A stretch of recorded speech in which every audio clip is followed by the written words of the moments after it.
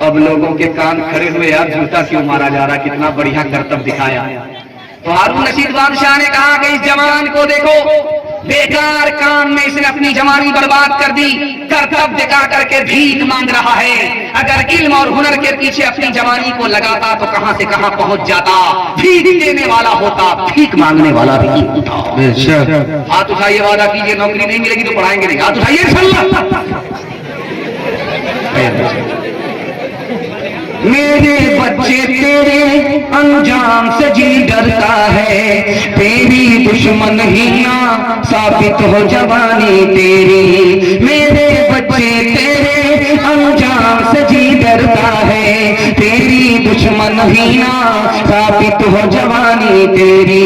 कांप जाती है जिसे सोच के ममता मेरी, किसी बुरे अंजाम को पहुंचे न कहानी तेरे बचपन को जवानी की दुआ देती हो, और दुआ दे के परेशान सी हो जाती हो।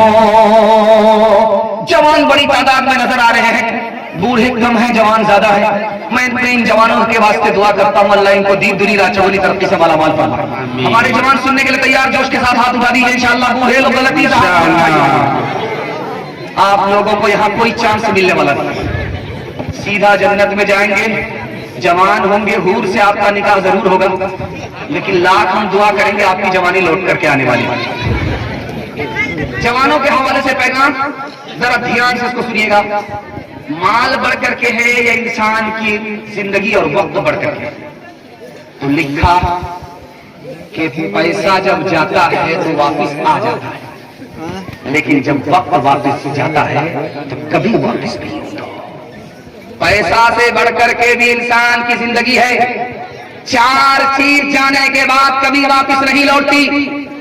अगर किसी की रूह निकल गई वापस नहीं होती, अगर किसी की जबान से बात निकल गई वापस नहीं होती, कमान से तरकश से तीर निकल गया वापस नहीं होता, और जो जिंदगी से वक्त निकल गया वो कभी वापस नहीं होता।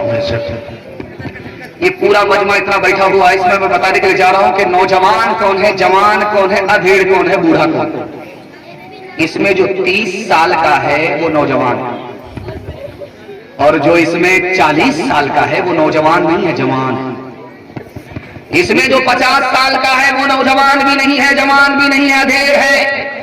और 50 पर जो 1 साल का इजाफा हुआ वो अधेड़ भी नहीं है, नौजवान भी नहीं है, जवान भी नहीं है, बूढ़ा हो गया। इंसान की जिंदगी इतनी छोटी है, हर 10 साल के बाद इनकलाब आता है। जो 10 साल पहले नौजवान था वो 10 साल के बाद जवान हो जाता, जो 10 साल में जवान था वो 10 साल के बाद अधेड़ हो जाता, और 10 साल अधेड़ हो जाने के बाद 10 साल का इजाफा नहीं बल्कि 1 साल का इजाफा हो गया, वो बूढ़ा हो गया।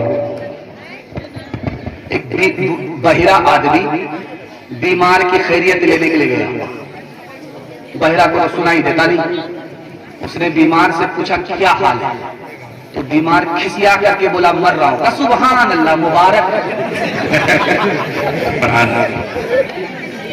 उसके बाद उस बहरे ने दूसरा सवाल किया कि क्या खा रहे हो, उसने खिसिया करके कहा जहर खा रहा। बहुत अच्छी दवाई, रात दिन खाता। तीसरा सवाल पूछा कि किस डॉक्टर से इलाज चल रहा है, कहा मलकुल मौत से। कहा बहुत बढ़िया डॉक्टर है, पूरा इलाज करके ही गनीमत सेहत है अलालत से पहले, फराहत मशागिल की कसरत से पहले। गनीमत सेहत है अलालत से पहले, फराहत मशागिल की कसरत से पहले। जवानी बुढ़ापे